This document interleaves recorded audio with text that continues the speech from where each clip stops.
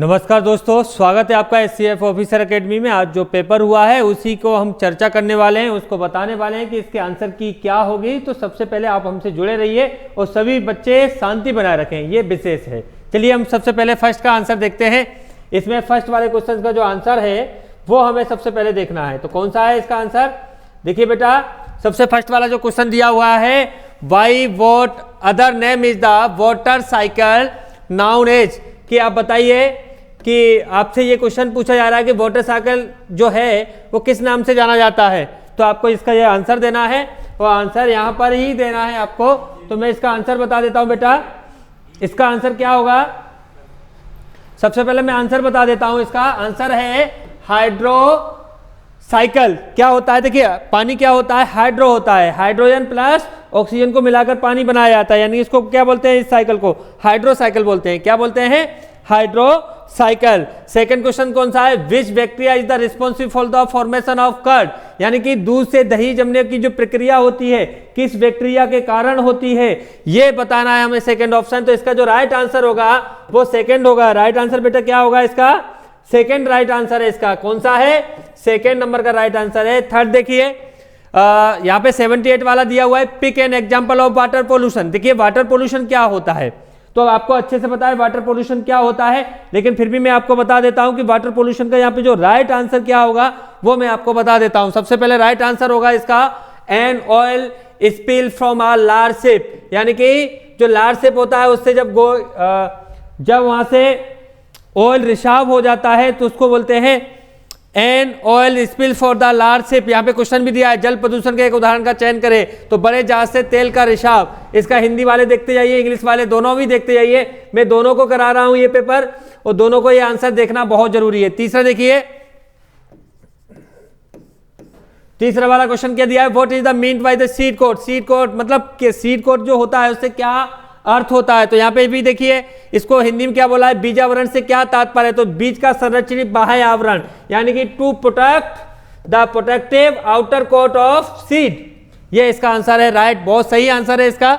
बच्चे ने जो भी दिया है सही आंसर दिया है। Who was the chief of army during the Indo Pak war 1971। देखिए बेटा, इस बच्चे ने बहुत अच्छे से क्वेश्चन सोल्व किया है और बहुत ज्यादा आंसर सही दिए हैं। हमारा करीबन 90% पेपर में फंसा है, तो ये बड़े मायने रखता है। और इस बच्चे की देखिए यहाँ पर इसने आंसर दिया है फील्ड मार्शल मानेकशॉ थे।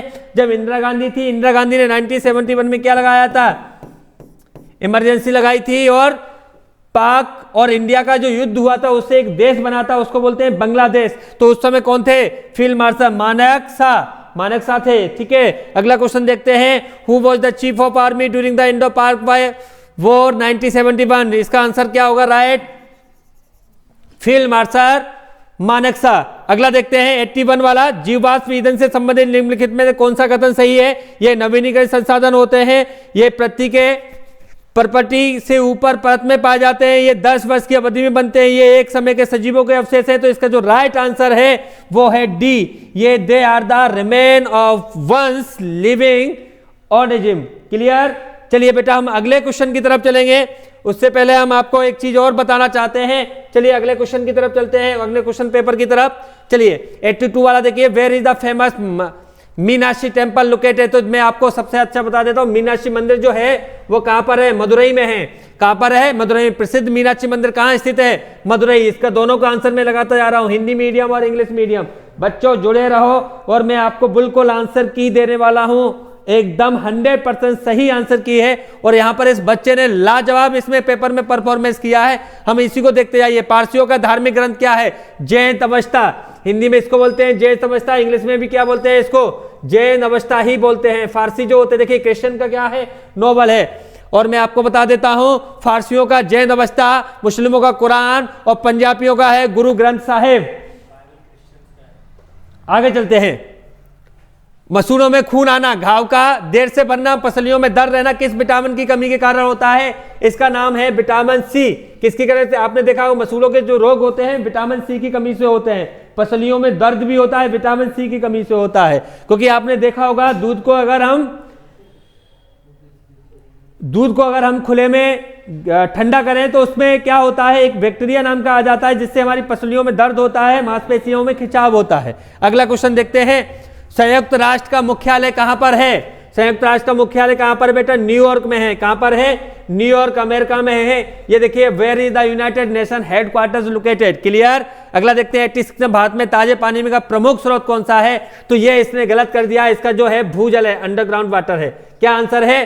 क्योंकि नदियों में पानी बहता है, उसका यूज नहीं होता नदियों के पानी को, अंडरग्राउंड। हर कोई इंसान मकान बनाता है, अंडरग्राउंड वाटर लेता है, सिंचाई के लिए अंडरग्राउंड वाटर लेता है। तो हमारे यहाँ पे जो मेन फोकस है अंडरग्राउंड वाटर का है। चलिए बेटा आगे देखते हैं, नॉकआउट शब्द का किस खेल से संबंधित है? तो यहाँ पे मुक्केबाजी है। मैं आपको बता देता हूं, आपको एक चीज और सुना होगा, नॉट आउट। तो नॉट आउट किससे है? क्रिकेट से है। किससे है बेटा? क्रिकेट से। लेकिन यहाँ पे नॉट आउट नहीं है, नॉक आउट है। ये थोड़ा सा ध्यान से देखना था, ये मुक्केबाजी में आता है। In which sport is the term knock out use? तो कहां पर यूज होता है? बॉक्सिंग में यूज होता है। ये कहां पर यूज होता है? बॉक्सिंग में होता है। चलिए अगला क्वेश्चन देख लेते हैं, बिजली के बल्ब का आविष्कार किसने किया था? थॉमस अल्वा एडिसन ने किया है इसका। Which is the invented electric bulb? Thomas Alva Edison है। इसका राइट आंसर कौन सा है? थॉमस अल्वा एडिसन है। अगला देखते हैं, सलमान रश्दी ने किस पुस्तक के लिए बुकर पुरस्कार जीता था? तो मैं आपको बताता हूं, बुकर पुरस्कार होता क्या है? ये अंग्रेजों के द्वारा, यानी कि अंग्रेजी शासन के द्वारा दिया जाने वाला साहित्य का सबसे बड़ा पुरस्कार है, जो इंग्लिश में दिया जाता है। ये कौन सी बुक के लिए दिया गया था? मिडनाइट चिल्ड्रन के लिए दिया गया, जो 2014 में आई थी बेटा। कब आई थी? 2014 में ये बुक आई थी। उस समय उसको क्या दिया गया था? मिडनाइट चिल्ड्रन के लिए बुकर पुरस्कार दिया गया था। क्लियर। इसमें 50,000 पाउंड इनाम के रूप में दिए जाते हैं। अगला देखते हैं, pick out the incorrect statement, यानी कि गलत कथन चयन करना है। तो यहाँ पे गुरुत्वाकर्षण लोहे को खींचता है, ये बिल्कुल गलत है और यही इसका सही आंसर है। आगे देखते हैं, अगला क्वेश्चन देखते हैं बेटा। हमारे करीबन 90% क्वेश्चन हो गए हैं। अगला क्वेश्चन और देखना है हमें, उसमें भी देखते जाएंगे। पहला देखिए, things to leave the behind the उपन्यास के लिए किसे सुशीला देवी साहित्य पुरस्कार प्राप्त हुआ है? तो निमता गोखले इसका आंसर राइट। कौन सा है? निमता गोखले। इसका नाम है who has won the Sushila Devi literature award from the novel things to leave behind. इस बुक को किसने लिखा था? निमता गोखले ने लिखा है। अगला देखिए, भारतीय राष्ट्रीय ध्वज में श्वेत रंग किसका प्रतीक होता है? तो शांति और सत्यता का प्रतीक होता है। ये बिल्कुल राइट आंसर है बेटा। जितने भी लोग लगा रहे हैं, ये राइट आंसर है, पीस एंड सत्य के लिए। नंदा देवी किस राज्य में स्थित है? देखिए, नंदा देवी उत्तराखंड में स्थित है। बिल्कुल सही राइट आंसर है इसका, उत्तराखंड। अगला देखते हैं, बुद्ध को आत्मज्ञान की प्राप्ति कहां हुई थी? बोध गया में। बिल्कुल राइट आंसर है। Where did Buddha attain the enlightenment? तो यहाँ पे बुद्धा है, यानी कि यहाँ पे बोध गया आ जाएगी। अगला देखते हैं, ऊतक किसमें सहायक होते हैं? तो मैं आपको बता देता हूं, इसका जो मेन चीज है ऊतक क्या है? तीव्र डेवलपमेंट के लिए काम होता है। क्योंकि जब बच्चा कोई बनता है तो डेवलपमेंट ऊतकों से होता है, कोशिका से होता है, सेल बनता है, सेल के बाद आगे बच्चा बनता है। चलिए अगला क्वेश्चन देख लेते हैं। यहाँ पर अगला दिया हुआ है, नृत्य शैली का नाम उसकी उत्पत्ति संबंधित गांव के नाम पे पड़ा है। इसका अच्छा आंसर है कुचिपुड़ी। और इसका which is the classical dance from is the name after the village in the originated from? इसका कुचिपुड़ी है। अगला देखते हैं, इनमें से किस मिठाई को पहले तला जाता है, फिर चीनी के सिरे में डुबाया जाता है और आमतौर पर इसका आकार गोल और नारंगी होता है? Which sweet is the deep fried the dip the sugar syrup around the shape in the usually orange in colour? तो मैं आपको बता देता हूं, इसका जो राइट आंसर है जलेबी। कौन सा राइट आंसर है बेटा?